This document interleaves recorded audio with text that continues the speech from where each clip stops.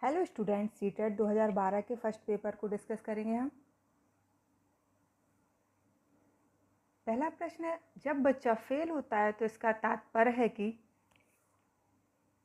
बच्चे ने उत्तरों को सही तरीके से याद नहीं किया है, बच्चे को प्राइवेट ट्यूशन लेनी चाहिए, व्यवस्था फेल हुई है, बच्चा पढ़ाई के लिए योग्य नहीं है। तो यदि सामान्य बच्चा फेल हुआ है तो इसका अर्थ है कि शिक्षण व्यवस्था फेल हुई है। शिक्षण से अधिगम पर बल देने वाला परिवर्तन हो सकता है बाल केंद्रित शिक्षा पद्धति अपनाकर, रटने को प्रोत्साहित करके, अग्र शिक्षण की तकनीक अपनाकर, परीक्षा परिणामों पर केंद्रित होकर। तो इसका पहला सही है, बाल केंद्रित शिक्षा पद्धति अपनाकर। बीजों का अनुकरण संकल्पना के शिक्षण की सबसे प्रभावी पद्धति है। विद्यार्थियों द्वारा पौधे के बीज बोना और उसके अनुकरण के चरणों का अवलोकन करना, श्यामपट्ट पर चित्र बनाना और उसका वर्णन करना, बीज की वृद्धि के चित्र दिखाना, विस्तृत व्याख्या करना। तो इसका पहला ऑप्शन सही है, विद्यार्थियों द्वारा पौधे के बीज बोना और उसके अनुकरण के चरणों का अवलोकन करना। जब हम छात्र को प्रयोगात्मक विधि के द्वारा सिखाते हैं तो छात्र का अधिगम बहुत शीघ्रता से होता है और स्थायी होता है, ज़्यादा समय तो उन्हें चीज़ें याद रहती हैं। समावेशी शिक्षा कक्षा में विविधता का उत्सव मनाती है, दाखिले संबंधी कठोर प्रक्रियाओं को बढ़ावा देती है, तथ्यों की शिक्षा से संबंधित है, हाशिए पर स्थित वर्गों से शिक्षकों को सम्मिलित करने से संबंधित है। तो इसका पहला ऑप्शन सही है, कक्षा में विविधता का उत्सव मनाती है। समावेशी शिक्षा क्या कहती है कि एक समान विद्यालय में सामान्य और विशिष्ट छात्रों को एक साथ पढ़ना चाहिए। किस प्रकार के प्रश्नों को वस्तुनिष्ठ श्रेणी में रखा जाता है? लघु उत्तरात्मक, मुक्त उत्तर वाला प्रश्न, सत्य या असत्य और निबंधात्मक प्रश्न। वस्तुनिष्ठ प्रश्न वो होते हैं जिनका केवल एक सटीक आंसर होता है। तो इसका ग ऑप्शन सही है, सत्य या असत्य वाले प्रश्न। निम्नलिखित में से कौन सी प्रगतिशील शिक्षा की विशेषता है? केवल प्रस्तावित पाठ्य पुस्तकों पर आधारित अनुदेश, परीक्षाओं में अच्छे अंक प्राप्त करने पर बल, बार बार ली जाने वाली परीक्षाएं, समय सारणी और बैठने की व्यवस्था में लचीलापन। तो प्रगतिशील शिक्षा क्या होती है? जो बच्चों की क्षमता या योग्यता के अनुसार कहती है कि शिक्षण पद्धति में लचीलापन लाया जाए। तो इसका फोर्थ ऑप्शन सही है, समय सारणी और बैठने की व्यवस्था में लचीलापन। एक शिक्षक प्रश्न पत्र बनाने के बाद यह जांच करता है कि क्या प्रश्न परीक्षण के विशिष्ट उद्देश्यों की परीक्षा ले रहे हैं, वह मुख्य रूप से प्रश्न की बारे में चिंतित है। संपूर्ण विषय वस्तु को शामिल करने, प्रश्नों के प्रकार, विश्वसनीयता, वैधता। तो इसका पहला ऑप्शन सही है कि संपूर्ण विषय वस्तु को सम्मिलित। एक अच्छा प्रश्न पत्र वही होता है जिसमें संपूर्ण विषय वस्तु से संबंधित प्रश्नों को सम्मिलित किया जाता है। विवेचनात्मक शिक्षा शास्त्र का यह दृढ़ विश्वास होता है कि शिक्षार्थियों को स्वतंत्र रूप से तर्कना नहीं करनी चाहिए। बच्चे स्कूल से बाहर क्या सीखते हैं यह अप्रासंगिक है। शिक्षार्थियों के अनुभव और प्रत्यक्ष महत्वपूर्ण होते हैं। एक शिक्षक को हमेशा कक्षा कक्ष के अनुदेशन का नेतृत्व करना चाहिए। तो इसका थर्ड ऑप्शन सही है कि शिक्षार्थियों को अपने अनुभव प्रत्यक्ष रूप से कार्य करके प्राप्त करने चाहिए और उनका लाभ उठाना चाहिए। विद्यालय आधारित आकलन मुख्य रूप से किस सिद्धांत पर आधारित होता है? बाह्य परीक्षकों की अपेक्षा शिक्षक अपने शिक्षार्थियों की क्षमताओं को बेहतर जानते हैं। किसी भी कीमत पर विद्यार्थियों को अच्छे ग्रेड मिलने चाहिए। विद्यालय बाह्य परीक्षा निकायों की अपेक्षा ज़्यादा सक्षम है। आकलन बहुत किफ़ायती होना चाहिए। तो इसका पहला ऑप्शन सही है कि बाह्य परीक्षकों की अपेक्षा शिक्षक अपने शिक्षार्थियों की क्षमता को बेहतर जानते हैं। जो शिक्षक साल भर शिक्षार्थी को अपने पढ़ा रहे हैं वे उनकी कठिनाइयों को ज़्यादा अच्छे से जानेंगे या बाह्य परीक्षक जो कुछ समय के लिए उनके पास आते हैं। शिक्षार्थी व्यक्तिगत विभिन्नता प्रदर्शित करते हैं, अतः शिक्षकों को सीखने के विविध अनुभवों को उपलब्ध कराना चाहिए। कठोर अनुशासन सुनिश्चित करना चाहिए। परीक्षाओं की संख्या बढ़ा देनी चाहिए। अधिगम की एक समान गति पर बल देना चाहिए। तो इसका पहला ऑप्शन सही है, सीखने के विविध अनुभवों को उपलब्ध कराना चाहिए, क्योंकि प्रत्येक छात्र दूसरे छात्र से भिन्न होता है और उनकी सीखने की क्षमता भी अलग होती है। निम्नलिखित में से कौन सा विकास का सिद्धांत है? सभी की विकास दर समान नहीं होती है। विकास हमेशा रेखीय होता है। यह निरंतर चलने वाली प्रक्रिया नहीं है। विकास की सभी प्रक्रियाएं अंतः संबंधित नहीं हैं। तो पहला ऑप्शन सही है कि विकास की दर सभी बालकों की एक समान नहीं होती। किसी का विकास तीव्र गति से होता है और किसी के विकास की दर धीमी होती है। मानव विकास को क्षेत्रों में विभाजित किया जाता है, जो है शारीरिक, संज्ञानात्मक, संवेगात्मक और सामाजिक। संवेगात्मक, संज्ञानात्मक, आध्यात्मिक और सामाजिक। मनोवैज्ञानिक, मनोवैज्ञानिक, संज्ञानात्मक, संवेगात्मक और सामाजिक। शारीरिक, आध्यात्मिक, संज्ञानात्मक और सामाजिक। तो इसका पहला ऑप्शन सही है, शारीरिक, संज्ञानात्मक, संवेगात्मक और सामाजिक। एक शिक्षिका पाठ्य वस्तु और फल सब्जियों के कुछ चित्रों का प्रयोग करती है और अपने विद्यार्थियों से चर्चा करती है। विद्यार्थी इस जानकारी को अपने पूर्व ज्ञान से जोड़ते हैं और पोषण की संकल्पना को सीखते हैं। यह उपागम पर आधारित है। अधिगम के शास्त्रीय अनुबंधन, पुनर्वलन के सिद्धांत, अधिगम के सक्रिय अनुबंधन, ज्ञान के निर्माण। तो जो इसका चौथा ऑप्शन सही है, ज्ञान के निर्माण। जो अधिगम का शास्त्रीय अनुबंधन सिद्धांत है वो पावलोव महोदय का है। पुनर्वलन का सिद्धांत, इस पुनर्वलन के सिद्धांत को हल ने दिया है। अधिगम के सक्रिय अनुबंधन के सिद्धांत को स्किनर महोदय ने दिया है। इसका चौथा ऑप्शन सही है, ज्ञान के निर्माण।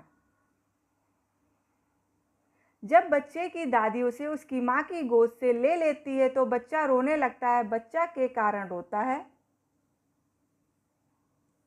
सामाजिक दुश्चिंता, संवेगात्मक दुश्चिंता, अजनबी दुश्चिंता, वियोग दुश्चिंता। तो इसका सेकंड ऑप्शन सही है, संवेगात्मक दुश्चिंता के कारण बच्चा रोने लगता है, क्योंकि वह इमोशनल रूप से अपनी माँ से अटैच्ड होता है। शिक्षा के संदर्भ में सामाजिकरण से तात्पर्य है अपने सामाजिक मानदंड बनाना, समाज में बड़ों का सम्मान करना, सामाजिक वातावरण में अनुकूल और समायोजन, सामाजिक मानदंडों का सदैव अनुपालन करना। तो इसका थर्ड ऑप्शन सही है, सामाजिक वातावरण में अनुकूल और समायोजन। राज्य स्तर की एक एकल गायन प्रतियोगिता के लिए विद्यार्थियों को तैयार करते समय एक विद्यालय लड़कियों को वरीयता देता है। यह दर्शाता है वैश्विक प्रवृत्तियां, प्रयोजनात्मक उपागम, प्रगतिशील चिंतन, लैंगिक पूर्वाग्रह। तो बार बार बताया, इसका चौथा ऑप्शन सही है, लैंगिक पूर्वाग्रह, जहां जेंडर के आधार पर विभेद किया जाता है लड़के लड़की में। वाइगोत्स्की बच्चों के सीखने में निम्नलिखित में से किस कारक की महत्वपूर्ण भूमिका पर बल देते हैं? आनुवांशिक, नैतिक, शारीरिक, सामाजिक। तो वाइगोत्स्की ने सामाजिक, सांस्कृतिक, संज्ञानात्मक विकास का सिद्धांत दिया है। उन्होंने क्या कहा, बालक जब दूसरे लोगों के साथ संपर्क में आता है, अंतःक्रिया करता है, तो वो अधिगम करता है। एक शिक्षिका अपने शिक्षार्थियों की विभिन्न अधिगम शैलियों को संतुष्ट करने के लिए वैविध्यपूर्ण कार्यों का उपयोग करती है। वह से प्रभावित है कोहलबर्ग के नैतिक विकास के सिद्धांत, गार्डनर के बहुबुद्धि सिद्धांत, वाइगोत्स्की के सामाजिक सांस्कृतिक सिद्धांत, पियाजे के संज्ञानात्मक विकास के सिद्धांत। तो इसका सेकंड ऑप्शन सही है, गार्डनर के बहुबुद्धि सिद्धांत से। एक शिक्षिका अपने आप में कभी भी प्रश्नों के उत्तर नहीं देती। वह अपने विद्यार्थियों को उत्तर देने के लिए समूह चर्चाएं और सहयोगात्मक अधिगम अपनाने के लिए प्रोत्साहित करती है। यह उपागम के सिद्धांत पर आधारित है।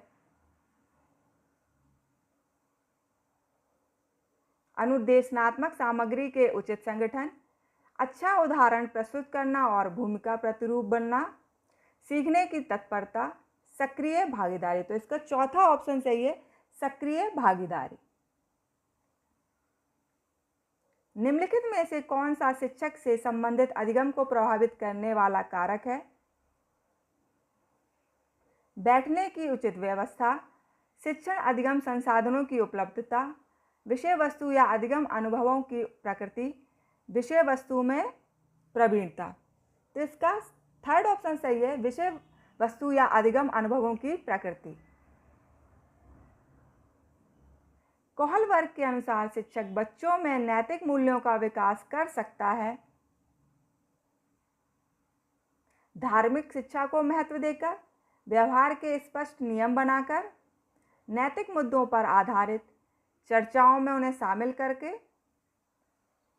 कैसा व्यवहार किया जाना चाहिए इस पर कठोर निर्देश देकर। तो इसका नैतिक विकास का सिद्धांत किसने? कोहल वर्ग ने दिया। तो इसका थर्ड ऑप्शन सही है, नैतिक मुद्दों पर आधारित चर्चाओं में उन्हें शामिल करके।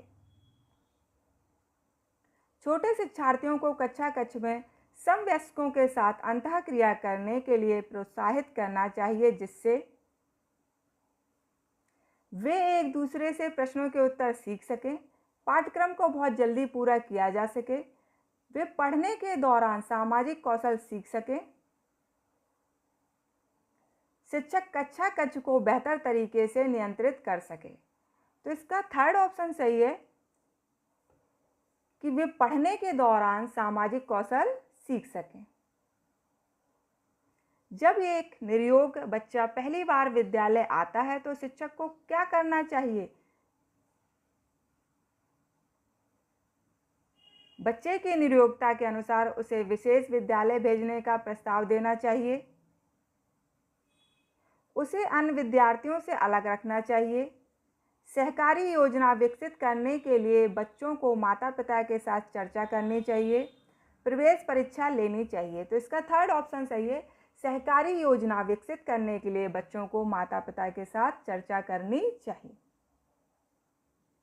पियाजे के संज्ञानात्मक विकास के चरणों के अनुसार इंद्रिय गामक संवेदी प्रेरक अवस्था किसके साथ संबंधित है? अनुकरण, स्मृति, मानसिक निरूपण, तार्किक रूप से समस्या समाधान की योग्यता, विकल्पों के निर्वचन और विश्लेषण करने की योग्यता, सामाजिक मुद्दों से सरोकार। तो इसका पहला ऑप्शन सही है, संवेदी प्रेरक अवस्था की टाइम पीरियड जन्म से 2 वर्ष होता है। तो इसमें बच्चा अनुकरण, स्मृति और मानसिक निरूपण सीखता है। मानव व्यक्तित्व परिणाम है पालन पोषण और शिक्षा का, आनुवांशिकता और वातावरण की अंतःक्रिया का, केवल वातावरण का, केवल आनुवांशिकता का। तो इसका सेकंड ऑप्शन सही है, मानव व्यक्तित्व आनुवांशिकता और वातावरण की अंतःक्रिया का परिणाम है। शिक्षण अधिगम प्रक्रिया में व्यक्तिगत रूप से ध्यान देना महत्वपूर्ण है, क्योंकि शिक्षार्थी हमेशा समूहों में ही बेहतर सीखते हैं। शिक्षक प्रशिक्षण कार्यक्रम में ऐसा ही बताया गया है। इससे प्रत्येक शिक्षार्थी को अनुशासित करने के लिए शिक्षकों को बेहतर अवसर मिलते हैं। बच्चों की विकास दर भिन्न होती है और वे भिन्न तरीकों से सीख सकते हैं। तो इसका चौथा ऑप्शन सही है, बच्चों की विकास दर भिन्न होती है और वे भिन्न तरीकों से सीख सकते हैं। निम्नलिखित में से कौन सी समस्या समाधान की वैज्ञानिक पद्धति का पहला चरण है? प्रकल्पना का परीक्षण करना, समस्या के प्रति जागरूकता, प्रासंगिक जानकारी को एकत्र करना, प्रकल्पना का निर्माण करना। तो इसका सेकंड ऑप्शन सही है कि हम समस्या समाधान के लिए हमें सबसे पहले समस्या से परिचित होना चाहिए, सबसे पहले हमें समस्या को अच्छे से जानना चाहिए। निम्नलिखित में से कौन सा सीखने का क्षेत्र है? अनुभविक, भावात्मक, आध्यात्मिक, व्यावसायिक। तो इसका सेकंड ऑप्शन सही है, भावात्मक। जब बच्चा कार्य करते हुए ऊबने लगता है तो यह बात इस बात का संकेत है कि संभवतः कार्य यांत्रिक रूप से बार बार हो रहा है। बच्चा बुद्धिमान नहीं है। बच्चे में सीखने की योग्यता नहीं है और बच्चे को अनुशासित करने की ज़रूरत है। तो इसका पहला ऑप्शन सही है कि संभवतः कार्य यांत्रिक रूप से बार बार हो रहा है। अगर ये हम कोई कार्य एक ही तरीके से बार बार बच्चे से कराएं तो बच्चा ऊबने लगता है। प्राय शिक्षार्थियों की त्रुटियां की ओर संकेत करती हैं।